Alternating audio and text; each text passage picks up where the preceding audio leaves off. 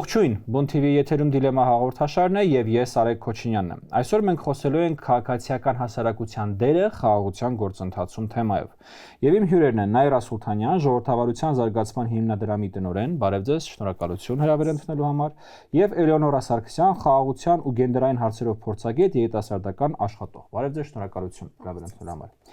Հարգելի հեռուստատողներ, թեման, որին մենք որոշել ենք անդրադառնալ եւ կազմը, որ մենք հրավիրել ենք, ինչպես արդեն դժվար չէ գուշակել, կապված է վերջերս Հայաստանից քաղաքացիական հասարակության, փորձագետների եւ մեդիա մի խումբ ներկայացուցիչների այցելության հետ Ադրբեջան։ Վերջին օրին սա ամենաքննարկվող թեմաներից մեկը դարձավ եւ այսպես բավականին մեծ քանակությամբ հարցեր սկսեցին տրվել, քննարկվել եւ ընդհանրապես թե ինչպիսին պետք է լինի այ քաղաքացիական հասարակության, փորձագետների, մեդիայի դերը երկու երկրների միջև հարաբերությունների կարգավորման, խաղաղության գործընթացի թեմաների մեջ եւ թե մասնավորի մեր դեպքում այ կա շատ կոնկրետ ժամանակակից Հայաստանի Հանրապետություն, կա շատ կոնկրետ ժամանակակից Ադրբեջանի Հանրապետություն, դրանց միջև կա խաղաղության գործընթաց, որի մասին մենք մեր եթերներում բազմիցս ենք անդրադարձել, բազմիցս ենք խոսել այն պաշտոնական գործընթացների մասին, որոնք ընթանում են, բայց դրան զուգահեռ այո կա նաեւ այսպիսի ինչպես խաղաղության էս ուրեմն մասնագիտական գրականության մեջ են ասում թրեք 2, թրեք 1.5 այս բոլոր տերմինները այսօր կբացենք, կփորձենք բացատրել։ Տիկին Սուլթանյան, ամենաառաջին հարցը ընդհանրապես ինչ դեր ունի քաղաքացիական հասարակությանը խաղաղության գործընթացում, ինչքանով է դա կարևոր եւ ինչքանով է դա կարևոր կոնկրետ մեր դեպքում։ Երևի շատ կարճ պատասխան կտամ ձեր հարցին, որ քաղաքասարակության հիմնական առաքելությունը հակամարտությունների համատեքստում այն է, որ օգնեն մարդկանց մտածել, քննարկել, վերլուծել եւ գուցե ամենից կարևորը լսել մյուս կողմին, որովհետեւ հակամարտությունները երբեմն այնքան բարդ են լինում եւ էմոցիոնալ, որ խլացնում են շատ կարևոր ձայներ եւ ես կարծում եմ, որ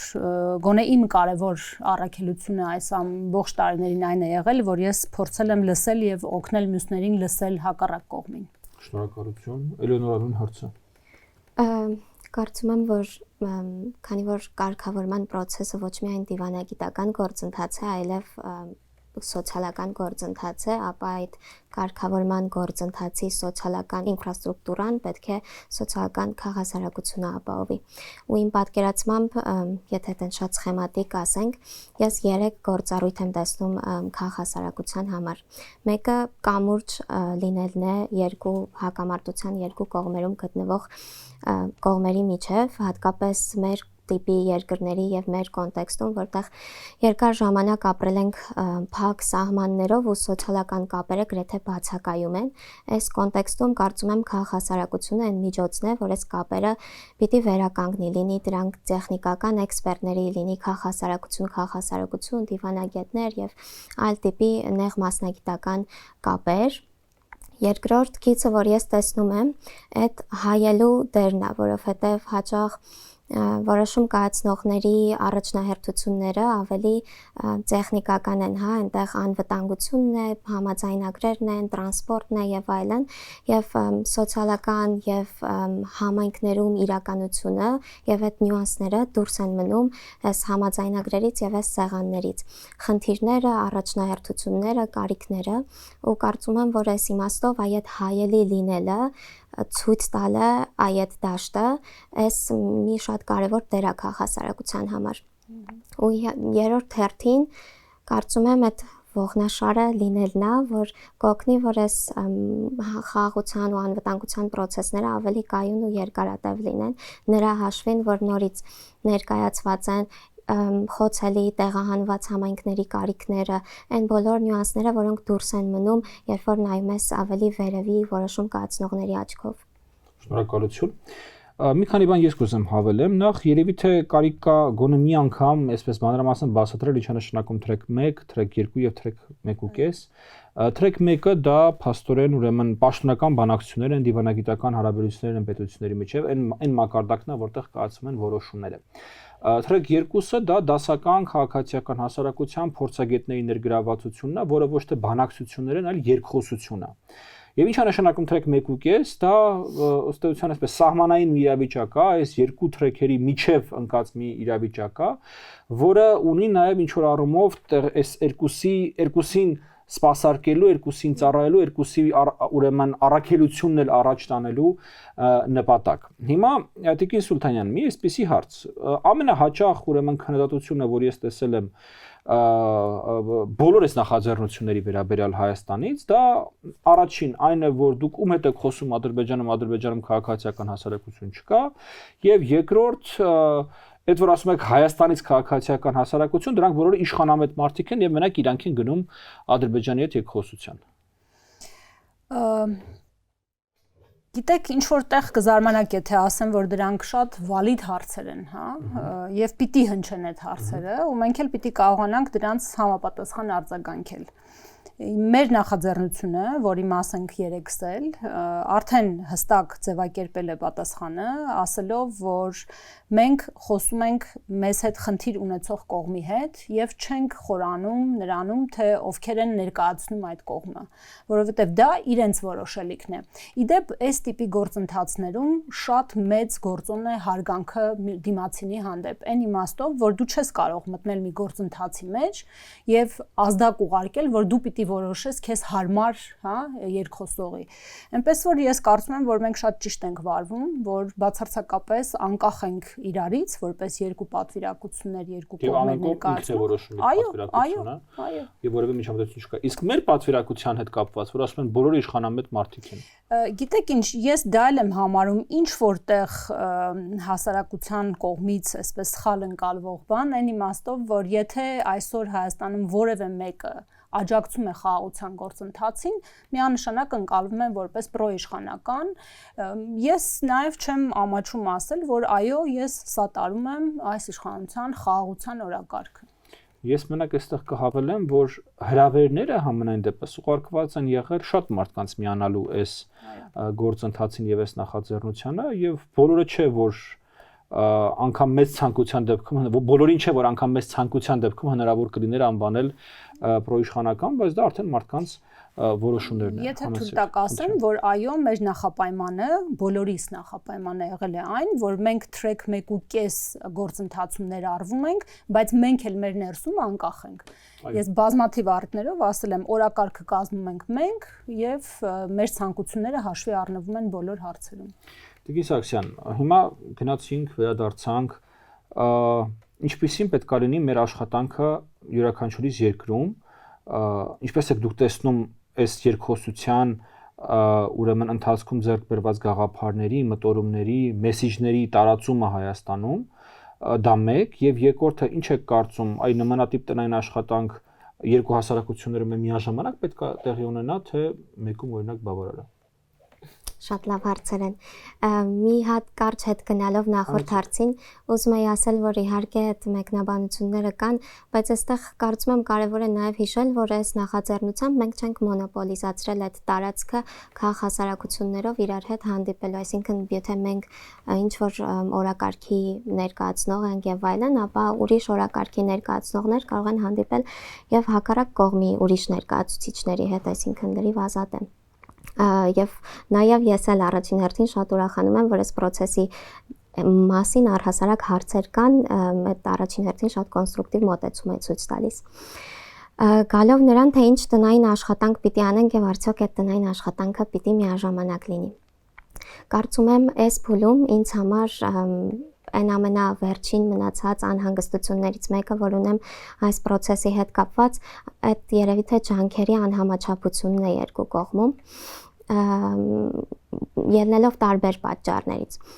Չեմ կարծում, որ արժի շեշտը դնել միաժամանակի վրա, որովհետև բնականաբար թայմինգը, այդ ժամանակը երկու երկրների համար տարբեր է, ելնելով թե հասարակությունները ինչքան պատրաստ ու անպատրաստ են այդ process-ներին եւ ինչքան տրիգերներ ունեն, բայց այն, որ երկու կողմերում էլ, երկու հասարակություններում էլ այդ աշխատանքը պիտի տարվի, այդ միանշանակ, այլապես եթե մի կողմը պատրաստ լինի խաղաղությանը, մեկ չէ, այս խաղաղության կայունության առաջին վտանգն է։ Տնային աշխատանքի հետ կապված կարծում եմ մեր գործը իջեցնելն է այս խաղաղության process-ները, որոնք հաճախ բարդ ու դիվանագիտական լեզու ունեն, հաճախ մնում են այդ փակ սենյակներում, իջեցնելն է համայնքներ, խմբեր տարբեր եւ հատկապես իրենց համար հասանելի լեզուներով եւ նաեւ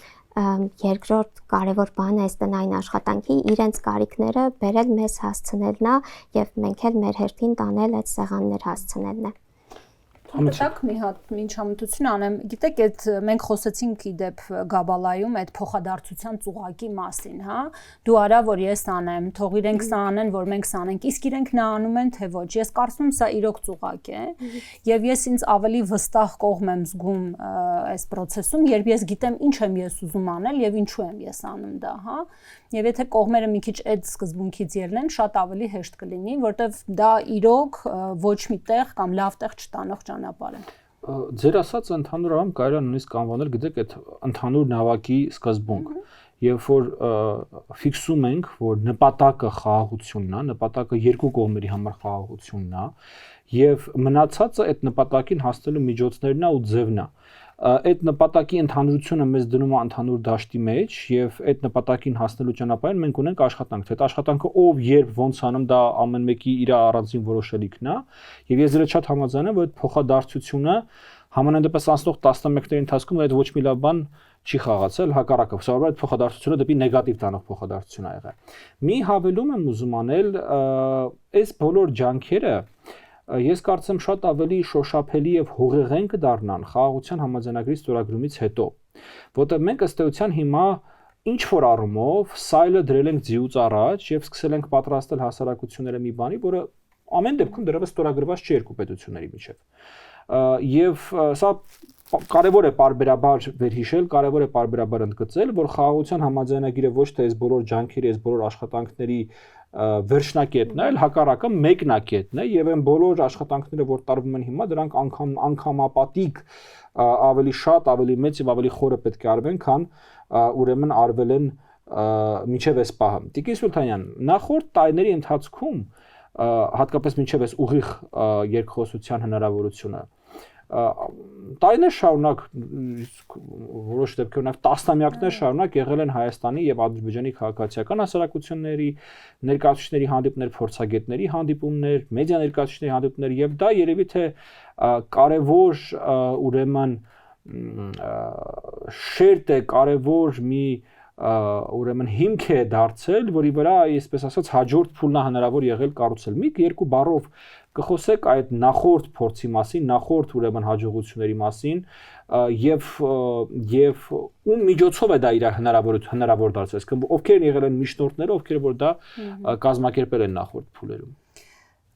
Ես երևի այստեղ սկսեմ ինքնակնդատությունից, որովհետև այո, շատերը կհիշեն, որ անցած 30 եւ ավել տարիների ընթացքում իրական երկխոսությունը չի դադարել։ Այո, դա շատ բարդ առաջ գնացող գործընթաց էր, բայց ես ունեմ հաջողության օրինակներ եւ բոլորովին չեմ ուզում ստորադասել մեր բոլորի ջանքերը այս 30 եւ ավել տարիների ընթացքում, բայց սկսեմ նրանից, որ ինձ համար գոնե կա հստակ 4 կետ, որտեղ ենք մենք թերացել։ Նախ մենք թերացել ենք բաց եւ լայն հասարակության խմբերի հետ աշխատելու։ Մենք թերացել ենք, որովհետև մենք էլ ունեինք։ Այսինքն էլիտիստական էր մնացել, այսպես ասենք։ Գիտեք, այդքան էլիտիստական չի, ինքը շատ ավելի կապված էր իմ հաջորդ կետի հետ, վախերը։ Որտեվ ես ուզում եմ անկեղծ լինել, այո, եղել են դեպքեր, երբ ես խուսափել եմ ինչ որ հարցեր ավելի բաց քննարկել, որովհետև դուք հիշում եք հասարակական ինչ արձագանք էր լինում։ Երբեմն ես ընկել եմ ականջահաճո քաղաքական վերլուծաբանների վերլուծությունների ծուղակը, հա, եւ ինքս եմ մտածել, որ դե լավ, ինչի շարժվենք առաջ, որ, հա, եղել են այդպիսի պահեր։ Ես ուզում եմ այստեղ նաեւ ինքնախոստովանանքի ոնց որ պահ ֆիքսենք։ Մենք վախենում ենք ատելության ալիքներից մեր հանդեպ։ Երբ ես աշխատում էի նույն շատ հակասական կերպար մեր հանրության համար Գյորգի Վանյանի հետ, ես տեսնում էի, թե ինչքան մերժում կա հասարակության ներսում եւ այդ մերժումը անգամ չուներ առաջին փուլը, նրանք չէին էլ լսում Գյորգի Վանյանին, որ մի բան էլ հետո մտածեին ինչպես արձագանքել։ Եվ ամենակարևորը, որ մենք շատ մեկուսացած էինք աշխատում իրարից, այսինքն մենք որպես խաղաղաշինական համայնք այդպես էլ չկարողացանք միավորվել, դառնալ գործոն, լինել ավելի մեծ մեր քաշով եւ նաեւ լինել ավելի լսելի։ Այս ամեն ինչի մեջ մի հատ ուղղակի կարևոր բան կա, որը ես կարծում եմ մենք դեռ չենք հասկացել, բայց կարևոր է հասկանալ։ Այդ մերժումը, ատելությունը, քննադատությունը, որը որ դուք ասում եք, ինքը զուտ ինքնաբուխ մի ֆենոմեն էր եւ էմոցիաների ու պատմական բազմաթիվ զրկանքներից հետո ինչ որ հաջողության հասնելու արձագանք էր հասարակական, թե այնտեղ կար ամեն դեպքում նաեւ չար միտում։ Այնտեղ կար նաեւ, այսպես ասենք, քաղաքական կազմակերպվածություն։ Ճիշտ այնպես, ինչպես որ հիմա խաղաղության գործընթացի հանդեպ վերաբերմունքի մեջ մենք տեսնում ենք շատ հստակ երկու տարբեր շերտ։ Մարդիկ, ովքեր ունեցել են կորուստներ, ողբերգություններ կամ հոգեպես պատրաստ չեն առերեսվել այն իրականության հետ, որը հիմա կա հողի վրա եւ դեմ են ըստ էության խաղաղության գործընթացին, դա մի խումբն է, բայց կա նաեւ երկրորդ խումբ, որը շատ կոնկրետ քաղաքական օրակարգի սպասարկման տեսանկյունից է դեմ խաղաղության օրակարգին։ Եվ գիտեք, կարևոր է հասկանալ եւ ռեֆլեքսիա անել, թե նախորդ տարիների ընթացքում, այդ տասնամյակների ընթացքում այն մթնոլորտը, որը որ դուք ասում եք, դրա մեջ եղել է այդ չար միտումը թույլ չտալու համար մեր հասարակությանը գնալու դեպի կարգավորում եւ դեպի փոխզիջումային տարբերակ, թե դա ամեն դեպքում եղել է ինչ որ չափով այսպես ուլտրանացիոնալիստական մասսայական պսիխոզ եւ ընդհանրապես այդքանը։ Շատ բարդ ձևակերպեցիք, խորքային ձևակերպեցիք հարցը, դժվար կլինի կարճ պատասխանել, բայց ես մի տարօրինակ ձևակերպում ունեմ, որ այս կոնֆլիկտը հրադադարից հետո գողացել էին մարդկանցից։ Ասել էին, այս մեր կոնֆլիկտն է, հա, այդ էլիտաները քաղաքական եւ այլն, եւ թույլ չէին տալիս, որ մարդիկ այս կոնֆլիկտի մասին միտք արտահայտեին, հա։ Դու Ղարաբաղից մի խոսա, դու չես հասկանում Ղարաբաղից։ Ու դա ինձ համար երևի ամենացավոտ կետն էր, երբ որ մենք պարզապես հնարավորություն չունեինք բաց քննարկելու այդ ամբողջ գործընթացը։ Եվ այդ ստատիկ պահելու մեջ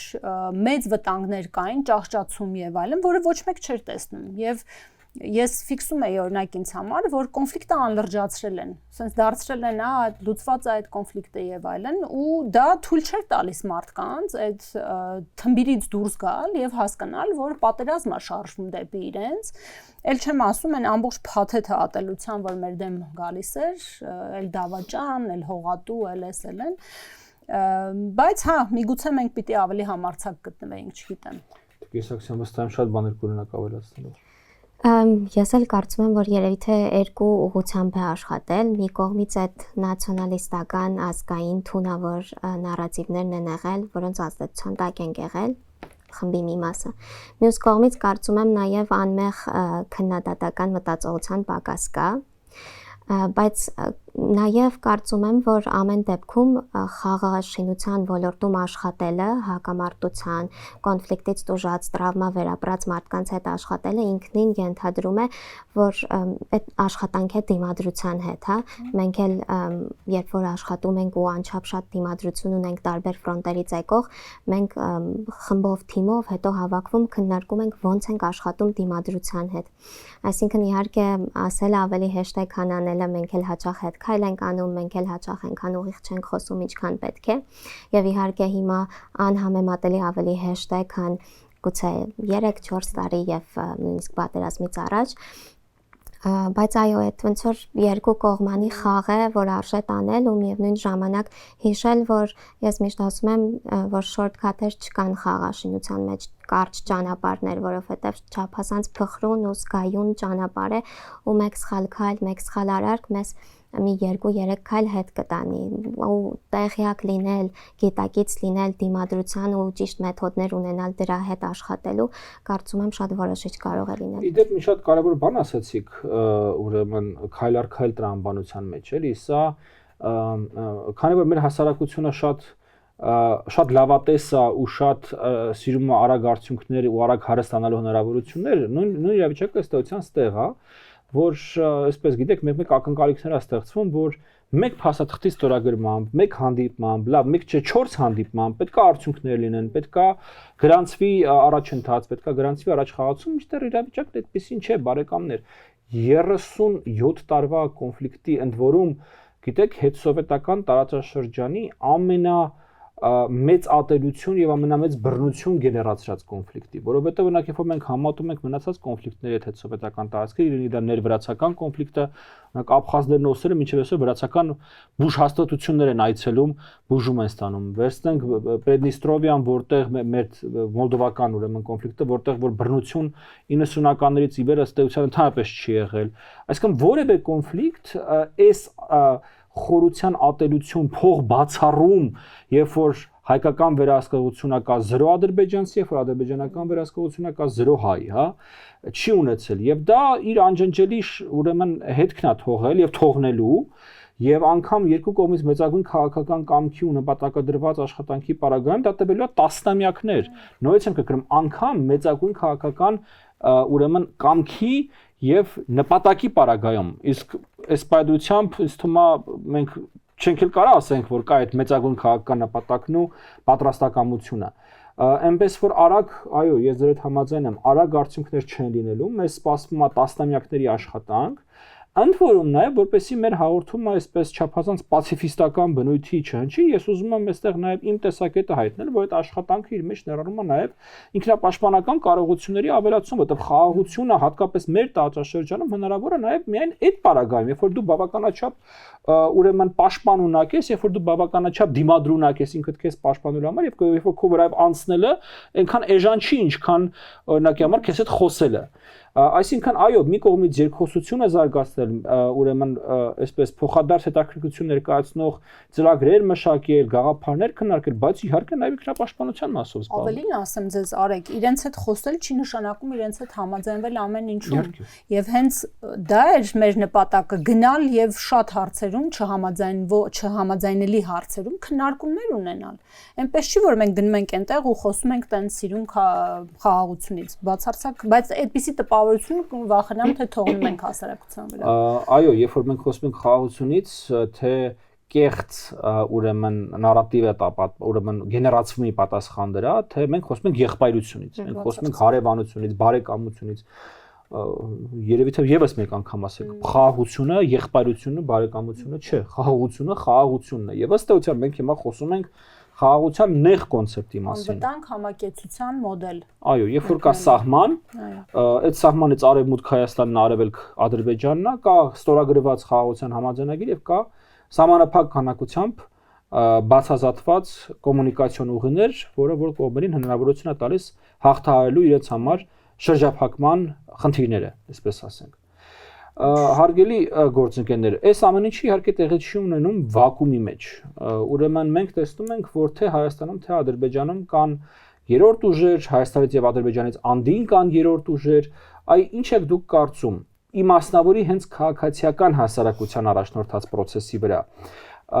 Ինչպիսի ազդեցություններ եք դուք տեսնում դրսից։ Այս շատ հետաքրքիր հարց է, որովհետեւ ես երկար մտածել եմ սրա մասին ու կարծում եմ երկու իրարից տարբեր տիպի ազդեցություն կա ու հաճախ հակառակ ազդեցություն կա։ Մի կողմից միջազգային դոնորները, ովքեր հիմնական գիտեք հովանավորն են քաղաքացիական հասարակության ակտիվացման, կարծում եմ չափազանց շտապողական վերաբերմունք ու մոտեցում ունեն այս process-ին, որովհետև երբ որ նայում ենք միջազգային կոնֆլիկտների կարգավորման փորձին, ապա այդ կոնֆլիկտները կարգավորվել են գոնե կոնֆլիկտի ավարտից գոնե 20, 30, 50 տարի անց։ Իսկ մեր կոնֆլիկտի պարագայում ելնելով իհարկե պատճառները բազմաթիվ են ինչու, բայց միջազգային ուժերի կազմակերպությունների կողմից շտապողական մոտեցում կա, որ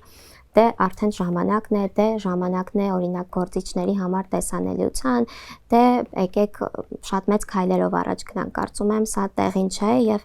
ռիսկ ունի վտանգելու, վնասելու գործընթացին, քան թե հակառակը։ Եվ մյուս կողմից էլ, գիտեք, այլ ուժերի կողմից էլ, ում համար շահերի բախում է մեր կոնֆլիկտի կարգավորումը, իրենց կողմից էլ համակարգված գործողությունների ալիք կա այս process-ը հնարավորինս դանդաղեցնելու եւ խոչընդոտելու։ Եվ այս երկու հոսանքների մեջտեղում գտնել այդ ճիշտ բալանսը շատ բարդ է ստացվում ու անընդհատ եւ կոնստանտ ռեֆլեքսիայի կարիք է լինում որպես քաղաքասարակության ներկայացուցիչներ, թե որ արագությունն ենք ընտրում գնալու համար, մինչեւ որ զգայուն կետերն ենք բաց խոսում, որտեղ ենք կանգնում։ Ես ավելացնեմ, որ եթե մենք հակամարտությունների լուծման մասով գրագետ լինեինք, մենք նաեւ շատ լավ կվերլուծեինք, թե մեր անմիջական հարևանները եւ դրանցից անդին երրորդ կողմերը ինչպես են ազդում եւ ինչպես են որսում հնարավորություններ քո հակամարտության մեջ։ Հիմա ես բոլորովին նորմալ եմ նայում նրան, որ մեր եւ անմիջական հարևանները Իրանը լինի, Վրաստանը լինի եւ հեռավոր, հա, Հյուսիսում նույն Ռուսաստանը, ինչու՞ չէ նաև այս պարագայում հիմա ներկայումս այլևս անգամ Ամերիկան եւ Չինաստանը բոլորը փորձում են իրենց հնարավորությունները որսալ այս հակամարտության կամ լուծման կամ չլուծման մեջ։ Այ եթե մենք ժամանակին ի վիճակի լինեինք ճիշտ վերլուծել եւ հասկանալ հարևաններից որը ինչ նպատակ եւ ինչ ցանկություններ ունի այս կոնֆլիկտի հետ կապված, երբ թե այստեղ չէինք լինի։ Տիկին Սուլթանյան, այս խաղաղությունը արժանապատիվ է։ Ինձ համար այո, թեև նաև շատ ցավոտ, որովհետև մենք յետևում թողնում ենք հսկայական կորուստներ, ցավ, հա, բայց ես նաև իմ բնավորությամբ մի քիչ ավելի էներգիա ծախսում եմ ինքնակնադատության վրա, քան մեղադրանքների։ Տիկին Սաքսյան, իսկ արդար է այս խաղաղությունը։ Նախ կարծում եմ խաղաղությունը միշտ արժանապատիվ է, այ արդարի շուրջ իհարկե հարցեր կարող են լինել, բայց երբ թե կօգնի մտածել, որ խաղաղությունը, ինչպես նշեցինք, վերջնակետ չի եւ այնպես չի, որ արդեն այստեղ է խաղաղությունը, մենք դրա շուրջ շարունակում ենք աշխատել։ Հենց անընդհատ հարցեր են գալիս, որ մենք այսքան խնդիրներ ունենք, դուք այնտեղ իրենց հետ բանակցում եք, զրուցում եք, եւ ես միշտ այդ հարցով եմ ինքս ինձ տալիս նորից եւ իրենց տալիս, թե բա կարծում եք ինչպես են լուծվելու այդ խնդիրները, բա կարծում եք այո, բա կարծում եք այդ արժանապատիվ ձեր ասած եւ արդար խաղաղությունը ինչպես է գալու, եթե ոչ երկխոսելու, չէ, վերջո այն խնդիրները, որ ունենք, նվերով չեն լուծվելու, դրանք լուծվելու են երկար անհարմար աշխատանքի արդյունքում Եվ նույնը միգուցե օգտվելով առիթից, քանի որ մեզ գուցե նաև արցախցիներ են լսում, որոնք ամենաշատն են ազդվել այս հակամարտությունից։ Այո, իրենք էլ պիտի գտնեն խոսելու ձևը, մենք իրենց հաշվետու ենք այս գործընթացների առումով, բայց իրենք էլ պիտի մեզ հուշեն եւ ձևակերպեն իրենց ասելիքը, որպեսզի նաև այդ երկու կողմերի միջև խոսակցությունը կայանա։ Երբ որ դուք ասում եք ի վերջո երկխոսության հետ կապված, էլի, այո, ի վերջո կոնֆլիկտը ում որ հետ է, իր հետ է պետք է երկխոսես, հա, կարաս երկխոսես ֆրանսիացիների հետ, կարաս երկխոսես ամերիկացիների հետ, բայց դա քո կոնֆլիկտը չի լուծելու եւ 90-ականներից ի վեր ըստ էության Հայաստանում կար մի մեծագույն քաղաքական սխալ, լավագույն դեպքում սխալ, որ մենք պետք է խոսենք միջազգային հանրության հետ։ Այ միջազգային հանրությունը կխոսա Ադրբեջանի հետ եւ մենք տեսանք թե դա մեզ ըստ էության ուր բերեց։ Հիմա ինչ վերաբերվում է արդարը թե արդար չի, ես այստեղ ձեր թվությամբ իմ մոտեցումն է կասեմ։ Նախ ես կարծում եմ, որ խաղաղությունը, աջակցությունից արդարությունը կամ արդարության մասին պատկերացումները յուրաքանչյուր հասարակության համար իրենն են։ Այսինքն այն ինչ որ արդար է մեզ համար բացարձակապես արդար չէ ադրբեջանցիների համար, ինչ որ արդար է իրանց համար բացարձակապես արդար չէ մեզ համար։ Այնպես չի, որ կա մի ունիվերսալ արդարություն, որը որ այսպես մաթեմատիկորեն ճշգրտորեն կարելի է գտնել եւ ասել այս սա է արդարը ու բոլորը դրա հետ կհամաձայնվեն։ Այդպես չի եւ այդպես չի եղել պատմության մեջ գրեթե երբեք։ Ավելին, եթե պատերազմը չի ավարտվում կողմերից մեկի ուղակի, այսպես գիտեք, ամբողջական ոչնչացմամբ եւ անհետացմամբ, եւ դա օրինակ համար ընկալվում է այն հաղթող կողմից որպես արդար, հա, որտեղ այն երկրորդը չկա, որ ինքը այլևս յան անարդար զգա, ապա մնացած բոլոր դեպքերում խաղաղությունը երկու հասարակությունների մոտ էլ ընկալվում է որպես անարդար։ Հիմա մեր խաղաղության համաձայնագիրը տեքստը երբ որ հրապարակվեց, ես շատ լավ հիշում եմ, Ադրբեջանում սկսեցին դժգոհություններ, բա սենց ոնց կլինի, բա հայերը եկել էին, մեր քաղաքները ավիրել են, մեր հողերը օկուպացրել են, բա մի հատ ներողություն չեն խնդրելու, բա մի հատ կոմպենսացիա չեն վճարելու, բա սենց բան կլինի, հայկական կողմը բնականաբար բա սենց ոնց կլինի, բա մեր Արցախահայությունը հայրենազրկվել է, բա սենց խաղաղություն ոնց կլինի, ումա պետք է խաղաղությունը։ Եվ գիտեք, այսպես տեղի ունենում միշտ յուրաքանչյուր պատերազմի ավարտից հետո կողմերի մոտ կա այդ անարդարության զգացողությունը։ Եվ այստեղ արդեն հասարակությունները ստիպված են լինում ընտրել։ Իրանք շարունակում են պատերազմել մինչև իրանց արդարության զգացողությունը հագեդա, ինչը գրեթե երբեք էլ տեղի չի ունենում, թե ընտրում են խաղաղություն։ այո, անարդար, բայց խաղաղություն։ Եվ այո, շատ հաճախ է լինում կամ գրեթե միշտ է լինում, որ հասարակությունները ստիպված են լինում ընտրել արդարության ու խաղաղության միջև։ Ինչքան է սա տհաճ լինի մարդկանց ականջներին, ինչքան է սա գիտեք, վատ հնչի, բայց սա այն իրականությունն է, որ ես կարծում եմ մենք պարտավոր ենք մարդկանց ասել։ Գիտեք, դուք շատ ճիշտ նշեցիք, որ արդարությունն ամեն մեկի համար իր ձևն ու բովանդակությունը ունի, բայց ես հիշեցի, որ Գաբալայում նստած ընթրիքի ժամանակ ես վիճում էի իմ ադրբեջանցի գործընկերների հետ, որտեղ իրենք փորձում էին ինձ համոզել, որ օրինակ տեղահանումը բռնի չի եղել։ Եվ ես հենվելով իմ ունեցած փաստերի վրա փորձում էի նրանց ապացուցել, որ բռնի տեղահանում է եղել։ Բայց ինձ համար այս process-ը հենց խաղաղության գործընթացն է։ Այսինքն ես առանց վախենալու իրենց հետ բանավիճելու նստած եւ խոսում էի այն թեմաներից, որը ինձ է հուզում, հա։ Նույն գերիների եւ պահվող անձանց հանգամանքը։ Ասենք, եթե ես գնամ միջազգային հանրության դրա մասին ասեմ, իրենք կլսեն, մաքսիմում կարող է ինչ-որ բանաձևի հայտարարության մեջ դա դնեն, բայց այդ մարդիկ այնտեղ են։ Եթե ես իրենց հետ չխոսեմ ինձ այսքան հուզող հարցերի մասին, ում հետ ես պիտի խոսեմ։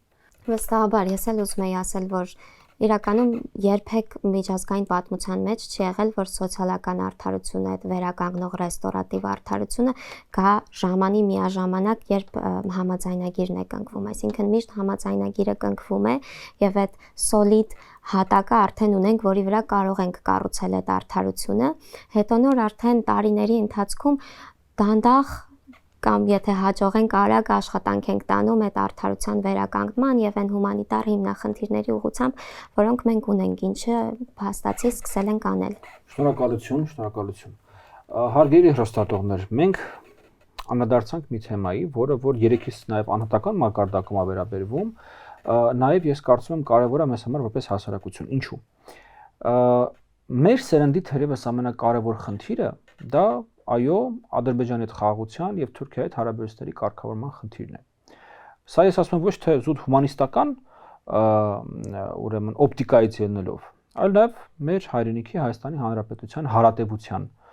օպտիկայից ելնելով։ Ես խորին համոզմունք ունեմ, որ այս տարածաշրջանում Հայաստանի Հանրապետության անկախությունը, բարեկեցությունը, հարատեվությունը հնարավոր է մենակ այն պարագայում, եթե մենք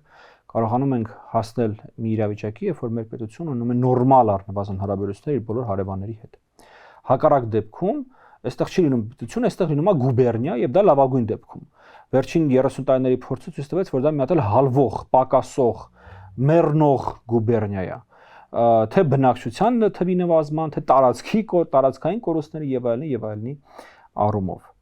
Երկրորդ բանը, որ ուզում եմ ասել, մենք ունենք մեծագույն խնդիր